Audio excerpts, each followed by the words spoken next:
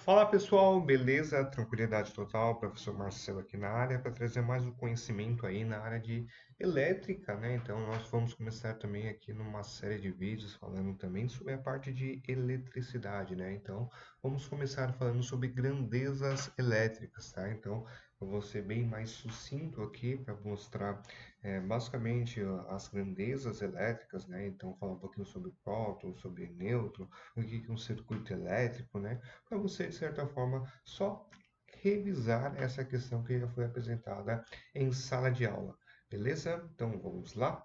Então, primeira coisa importante é saber o que é energia, o que é trabalho. Então, energia está associada a um trabalho. Então, quando você gasta uma energia, você está realizando um dado trabalho, né? Então, podemos dizer que a energia é a capacidade que um corpo possui de realizar um trabalho. Então, basicamente, é isso, né? E aí, nesse caso, nós temos basicamente alguns tipos de energia. Temos, por exemplo, energia potencial, energia cinética, química, térmica, mecânica e elétrica, né? Então, o que seria a energia potencial? Então, imagine, quando se encontra-se em repouso a uma determinada altura, o cúmulo, etc., ou seja, armazenada em um determinado corpo. Então, basicamente, a gente fala de energia potencial, nós temos a questão da altura, de um corpo que ele armazena relativamente ali um acúmulo de energia.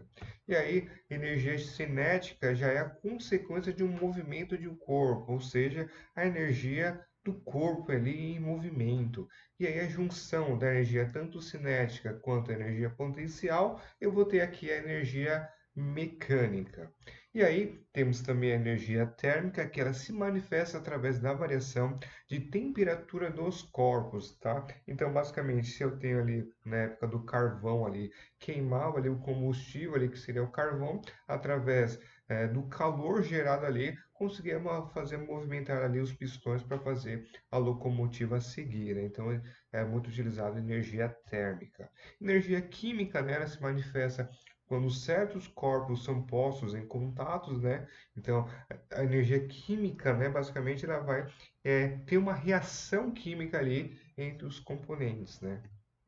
Energia elétrica, né? Ela basicamente ela se manifesta por seus efeitos, podendo ser magnéticos, térmicos, luminosos, sonoros, mecânicos, químicos e fisiológicos, né? Então, um exemplo aqui de efeito magnético, nós temos aqui, por exemplo, o ventilador, que através do acionamento elétrico ali do seu motor, o campo eletromagnético faz com que a pá do ventilador faça um movimento dele de giro, trazendo ali o conforto ali para quem estiver recebendo aquele ventinho, né?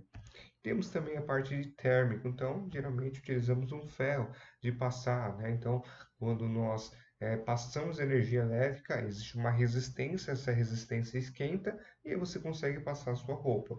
Luminosos, né? Então nós temos basicamente a lâmpada, né?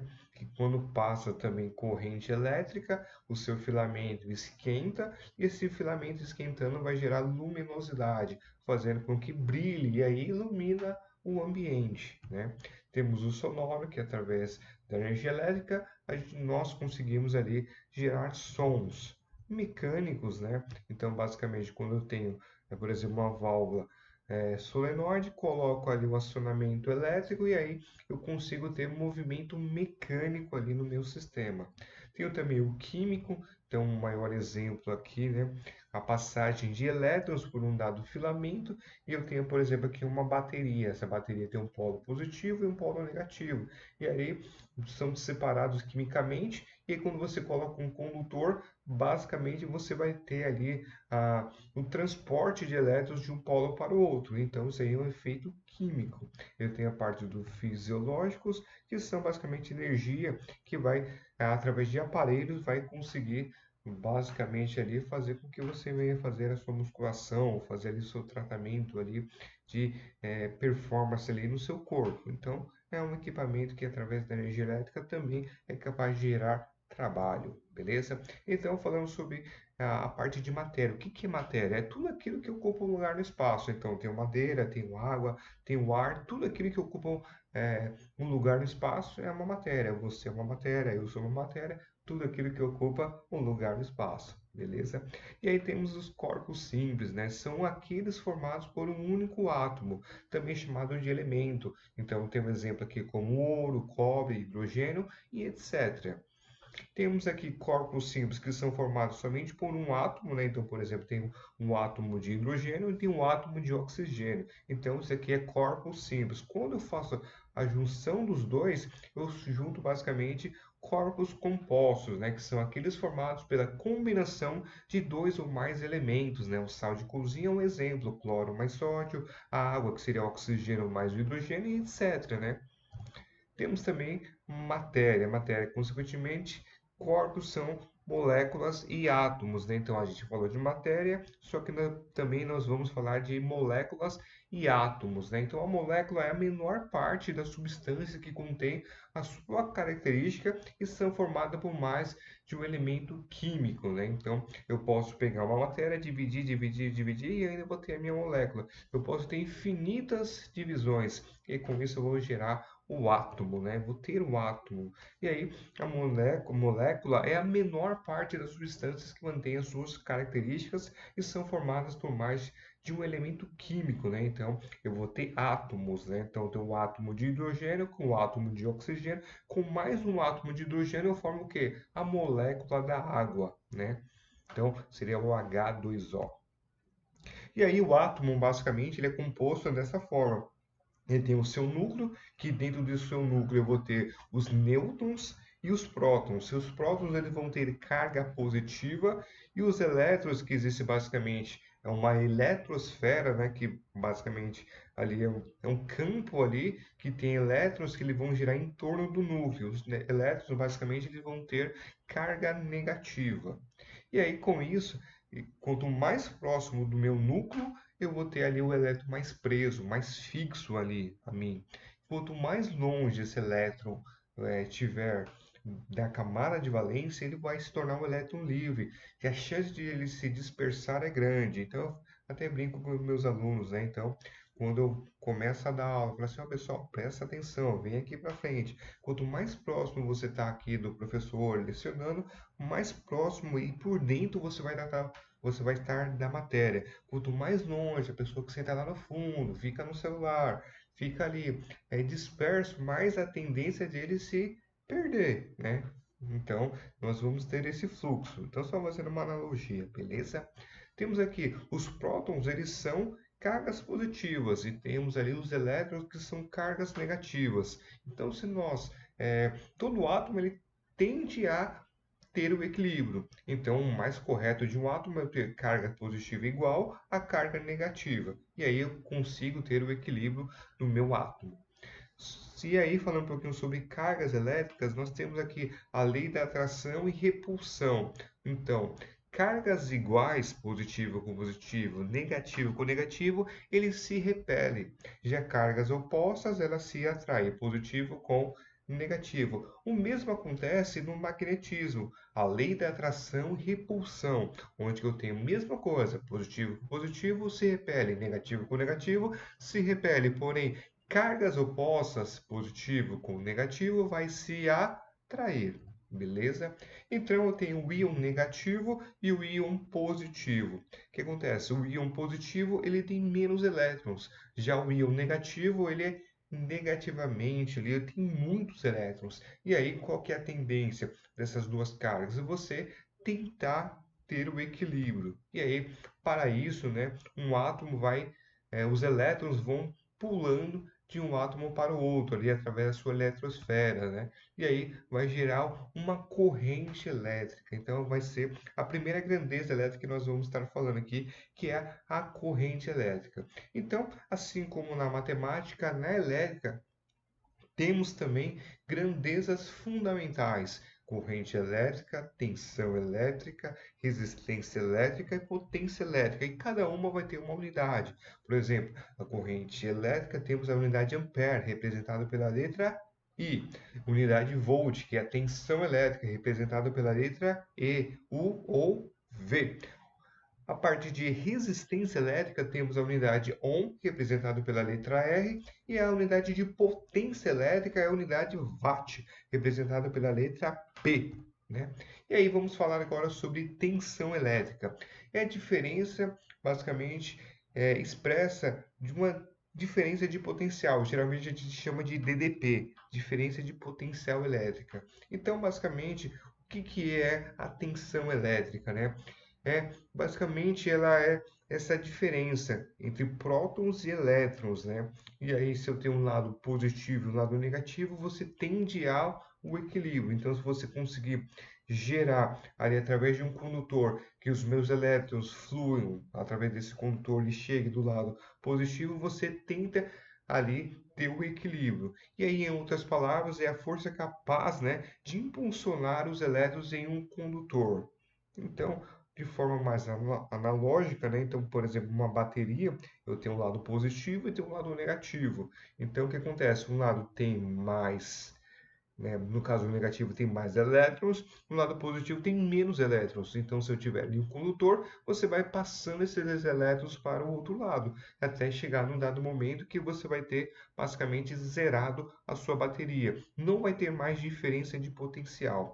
Então, um exemplo típico aqui é a bateria, né, que é bastante construída por dois tipos de metais mergulhados em um preparado químico, né, que ela vai reagir com eles, retirando elétrons de um e levando-os para o outro, né? Então, basicamente, eu tenho um lado que é positivo e tem um lado que é negativo. E aí cria-se uma diferença de potencial. Então, se você analisar esse desenho aqui, ó, eu tenho um que tem falta de elétrons e outro que tem excesso de elétrons. Então, o que tem falta, basicamente, é o lado positivo e o que tem excesso é o lado negativo, né? Então, a DDP, né, a minha bateria, ela precisa estar ligada a alguns componentes essenciais para que haja ali o fluxo de elétrons ali durante o seu circuito elétrico, né?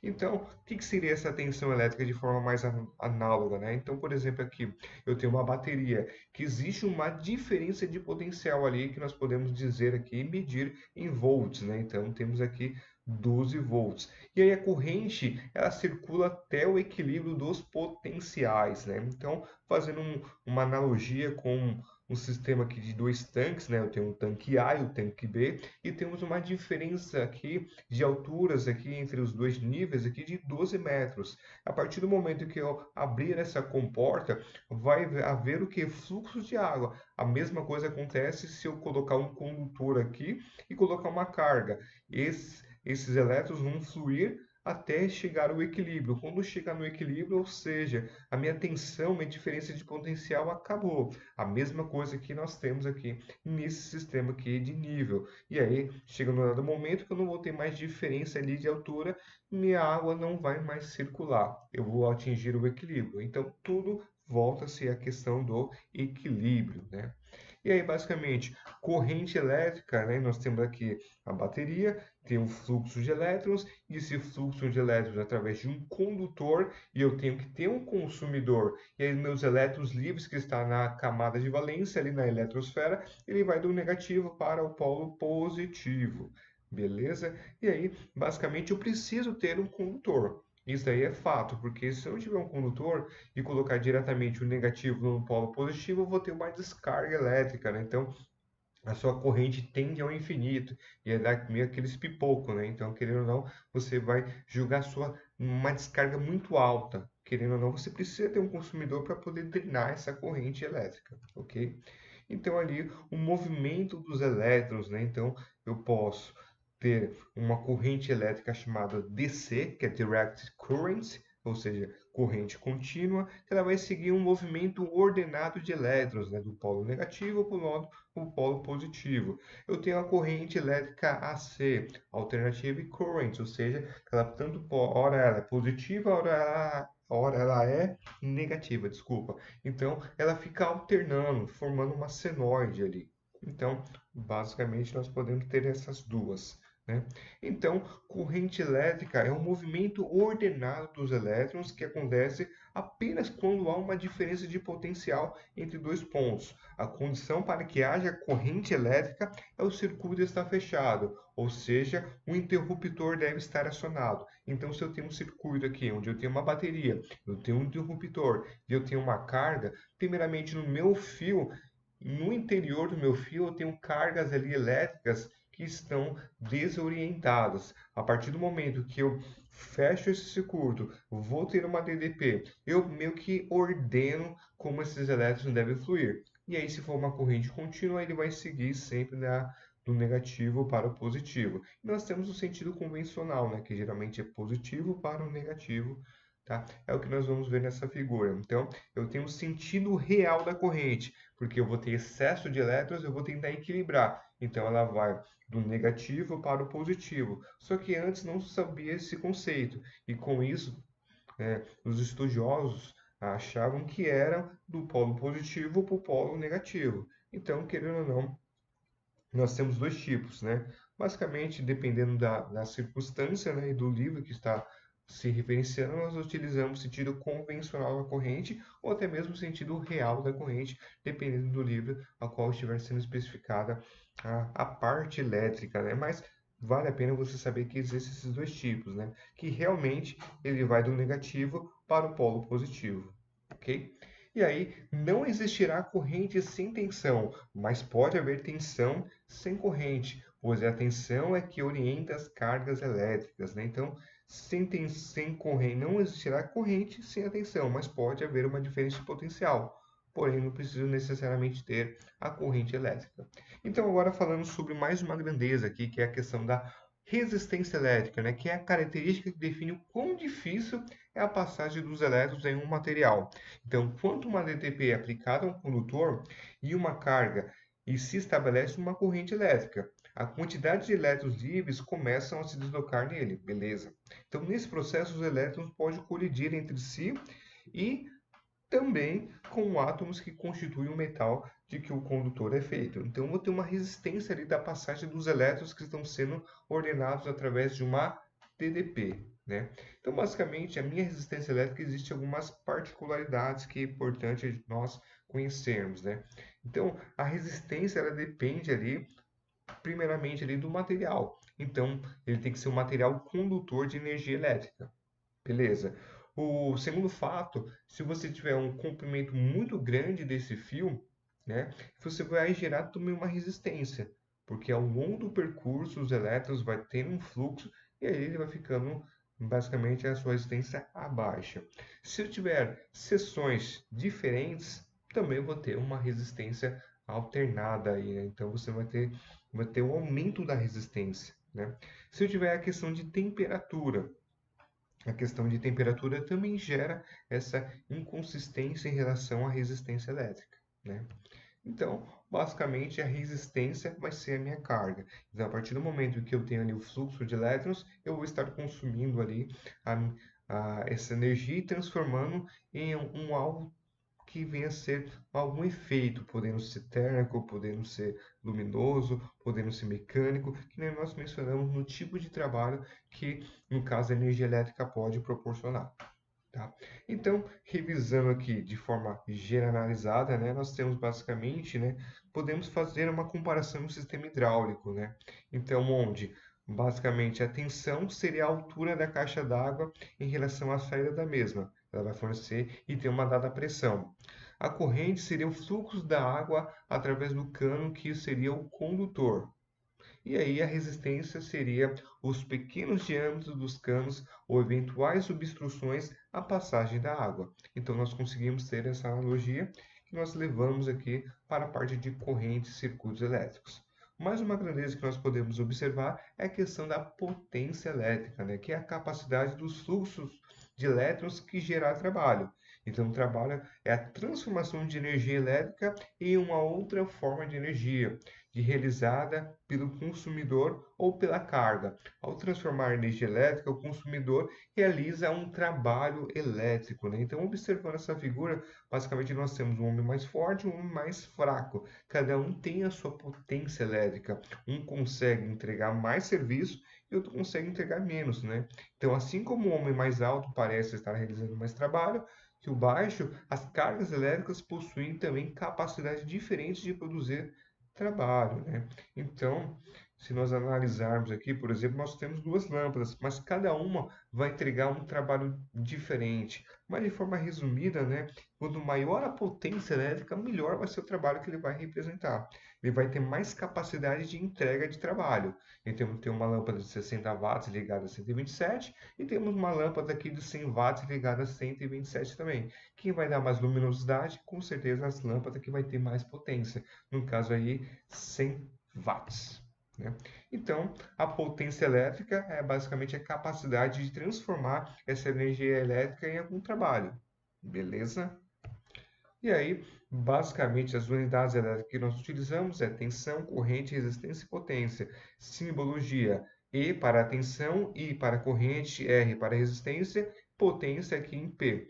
Nós temos a unidade de medida, temos o volt, o ampere, o ohm e o watt. Simbologia de medida: o V para a tensão, o A para a corrente, resistência seria ômega, e aí temos o watt para a potência. Sobre os múltiplos e submúltiplos, na parte de tensão, nós temos o kilovolt e o milivolt. Na parte de corrente, quiloampere, miliampere. Resistência, quiliohm, e temos o miliohm. Quilowatt e miliwatt para a parte de potência. E aí temos alguns instrumentos de medição que nós utilizamos, né? Que seria a parte de voltímetro, amperímetro, ohmímetro e o wattímetro. Beleza? E aí, o que seria o circuito elétrico, né? O circuito elétrico, basicamente, ele vai ter alguns componentes essenciais para formar, para que os condutores ali, na verdade, para que os elétrons ele percorram ali do polo negativo para o positivo e formando ali um circuito aonde que vai fluir os meus elétrons, né? Então, eu tenho a minha bateria, que é a minha DDP, eu tenho ali um fusível, que é um elemento de proteção do meu sistema, eu tenho um interruptor, que vai fazer o ligamento ou desligamento do meu circuito, eu tenho um consumidor e tenho ali meu condutor, que vai conduzir a minha corrente elétrica, né? Então, basicamente, eu tenho que ter minha fonte geradora, a minha carga e o meu condutor. Né? Então, minha fonte geradora ela fornece tensão. A carga ela é o consumidor, ou seja, o receptor de energia elétrica. É o componente do circuito que transforma a energia elétrica fornecida por uma fonte, seria a fonte geradora, em outro tipo de energia. Né? Essa energia pode ser mecânica, luminosa, térmica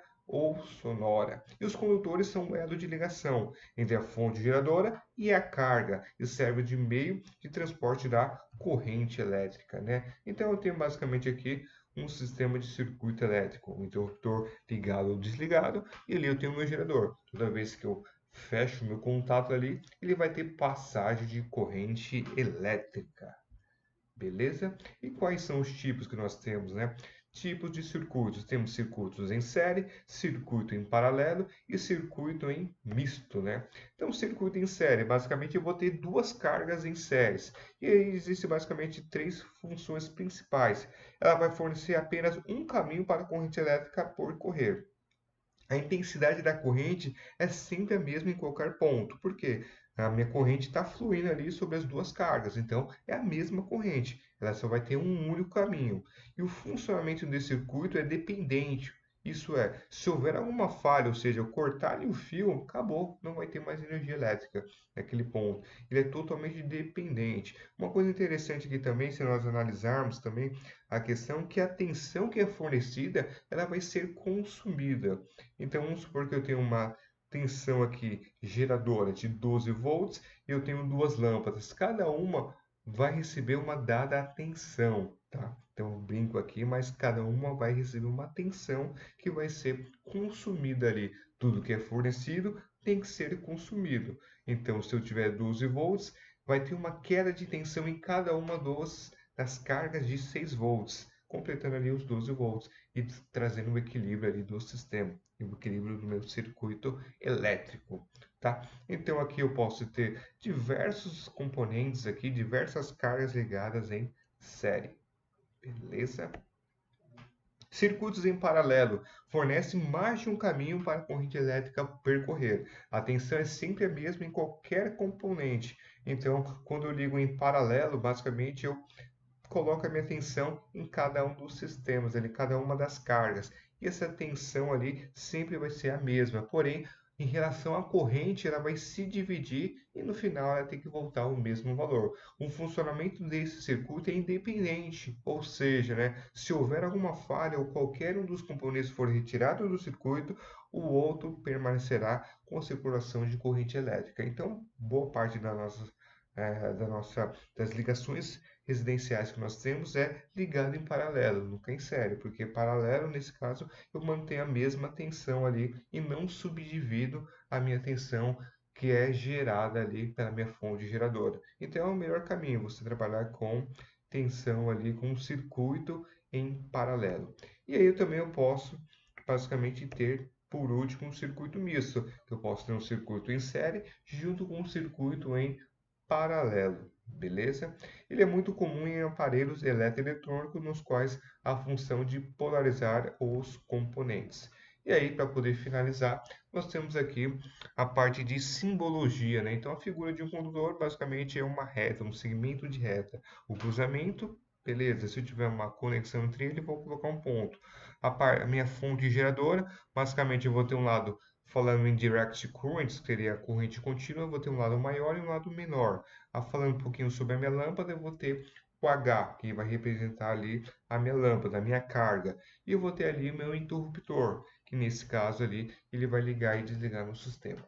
Beleza, pessoal? Então essa foi a aula sobre grandezas elétricas. Espero que, por mais que esteja um pouco rápido aqui, mas acredito que você, se pausar o vídeo, fazer bem devagarzinho, você vai entender tudo aqui, todas essas grandezas que nós mencionamos durante o decorrer dessa aula. Então, desde já eu deixo o meu agradecimento pelo fato que você está assistindo essa aula, ok? Então, te vejo até a próxima. Até mais.